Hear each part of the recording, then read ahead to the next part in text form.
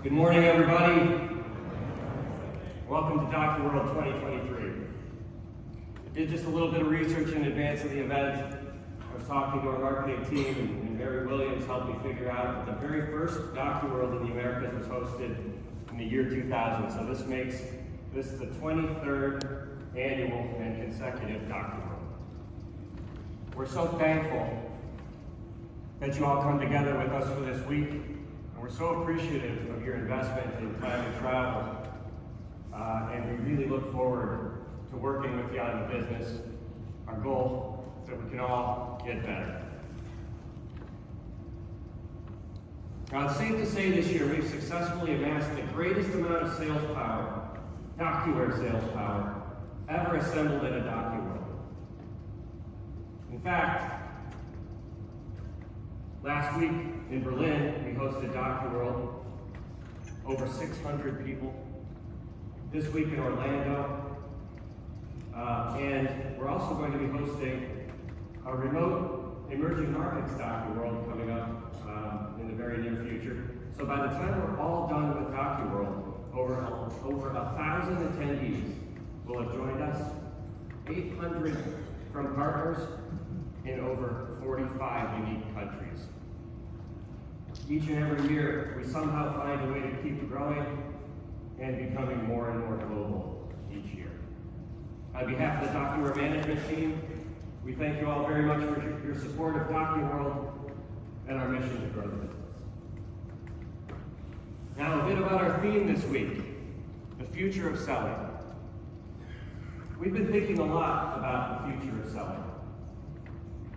Not only from our own experiences out in the field collectively with all of you, but also because we've been paying attention to these reputable research firms like Gartner and Forrester, McKinsey. They're all telling us something interesting, that in the buyer's journey, salespeople are becoming less and less relevant. This is interesting to us. We wonder how this impacts DocuWorld. And so in order to chart the course into the future, we have to understand a little bit more about the present.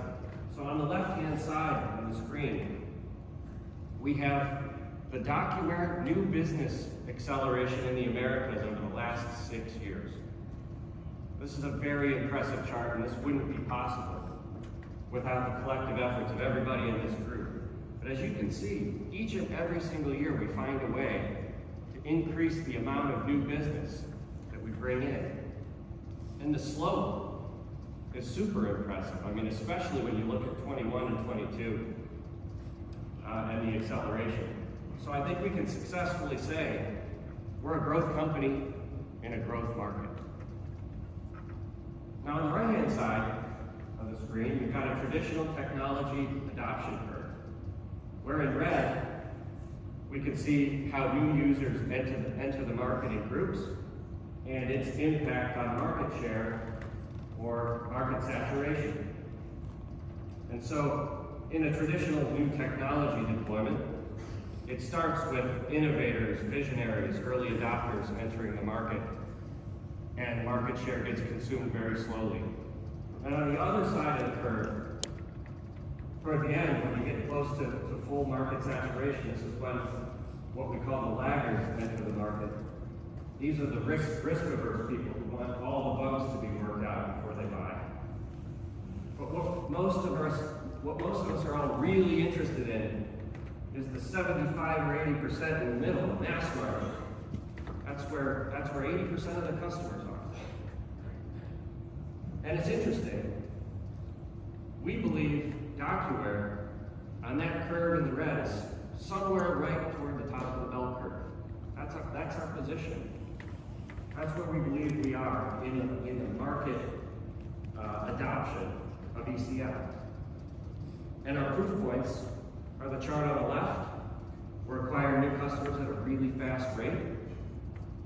But we also pay attention to the research that tells us that in SMB, where we focus most of our time and energy consuming and acquiring and earning customers, that at least 50% of SMB is still available.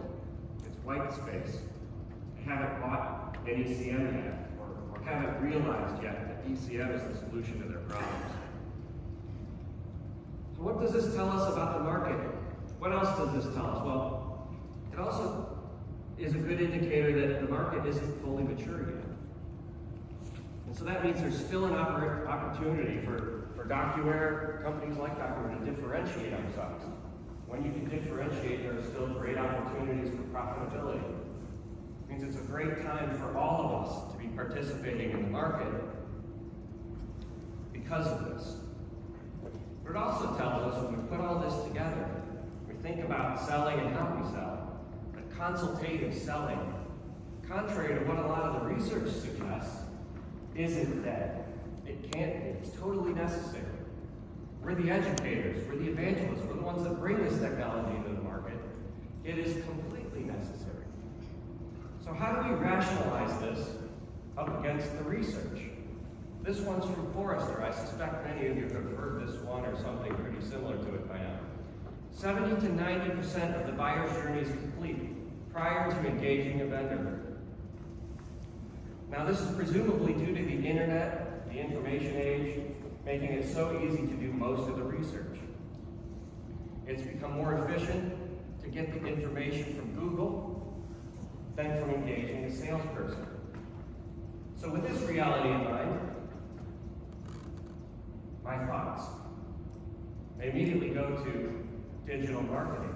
And how is our digital marketing game? How are we all doing here? How's DocuWare doing? How are we doing in the channel? Because this is going to be our greatest opportunity to capture the opportunities then, if all the research is happening there. So, have we all elevated our level yet to where the majority of us are monitoring and inspecting the traffic and the conversion for these opportunities? More research from Gartner. Only 17% of the B2B purchase journey is spent with suppliers. Wow, that's not much time. I remember a time when I first started selling, I had to cold call my way right into accounts. And if you would have asked me then, I would have said that 80 or 90% of the purchase journey is spent with me. But the research says it's different today. And I think that's probably right. But maybe we think about it differently.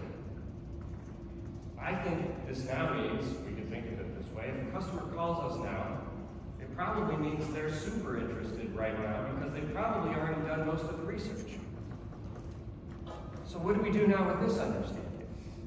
It's a new reality. One more from Gartner. Across multiple generations, we're finding that customers are preferring a sales rep-free buying experience. 70% of them on average. Again, easy access to information has made salespeople less relevant to the customers. This is really scary. It's my profession. That customers don't want to engage with sellers, but it's likely due to the lack of relevance they experience when engaging with sellers. It seems that there's a mismatch between what customers want and what salespeople are delivering. So it may be a problem with the approach. Sellers have not yet adapted at the same pace as buyers. And this was the aha moment for me. And this is why we've been thinking so much about the future of selling. And what does it all mean for DocuWare? So, a few conclusions from our side. First, with so little time available to influence customers now, we have to really ramp up the level of excellence. We have to support customers' needs, and we have to deliver value with every single interaction. Number two, we need to raise our digital marketing game nationally. Everyone in this room has a chance to capture opportunities through your websites these days, through social. We've got to be all over it. Number three, we have to be the best prepared option by knowing the customer's processes and problems just as well as they do. And number 4, we must be ready to impress in every single interaction over any medium, both remotely and in person. You'll hear even more on this topic from Sherry Levitin, our keynote speaker today, in just a couple of hours. Sherry's message is right on topic. In addition, this week we've prepared our educational sessions for all of you with the same purpose in mind. Okay, switching gears just a little bit, but in the same spirit of excellence and sales growth, it's my great honor to announce the promotion of Michael Gale to the Vice President of Channel Sales for DocuWorld.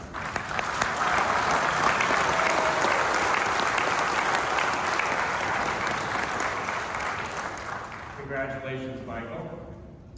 Michael's become well known as a top sales leader in our company. I think he's well known out here with many of you for giving some of the most amazing DocuWare demos I've ever seen. He's often referred to as the rock star. From my point of view, over the last couple of years, Michael's developed into an elite DocuWare sales educator. And I'd like to encourage all of you this week to engage with him. It's a great opportunity for you, it's a great opportunity for all of us to be able to leverage Michael's skills now on a national basis. So once again, congratulations, Michael. But personally, from my side, I'm just happy that Michael decided to wear socks on stage this year. Hey, Michael came to that conclusion all on his own. I'm sure it had nothing to do with the year of ribbing from his colleagues from last year, but he came to the conclusion all on his own, another sign of his readiness for the new role.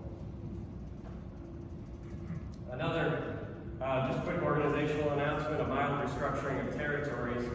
Our esteemed trio of senior sales directors have the United States broken up into 3. In the Northwest, Caleb Wolf. In the Northeast, John Keenan, who kicked us off this morning. Thank you, John. And now spanning across the South, Alex Solomon.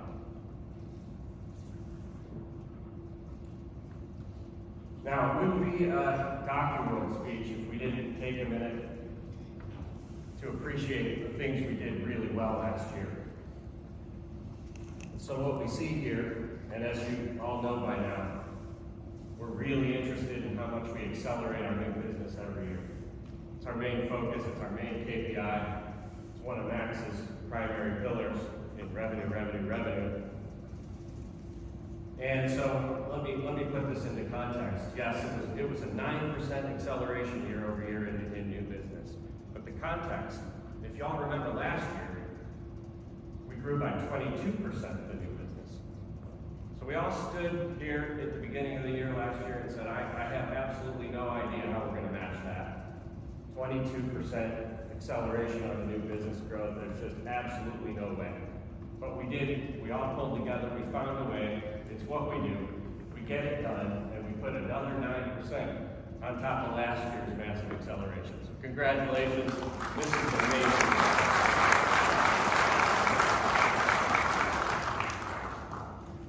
One last bit of interesting context. When we look at this new revenue by category, it's interesting to see how we did it.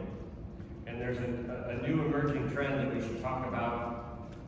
It's a little bit different than in years past. So the colors represent different categories, and the blue and the orange combined is the trend in our on-premise business. So it's not a surprise to see a slow degradation over time here in on-prem, because we're all fully aware that the acceleration in new cloud business is completely overtaking the share in the on-premise business. 80% of the customers are choosing cloud now. And you can see the cloud business represented by combining the gray plus the yellow.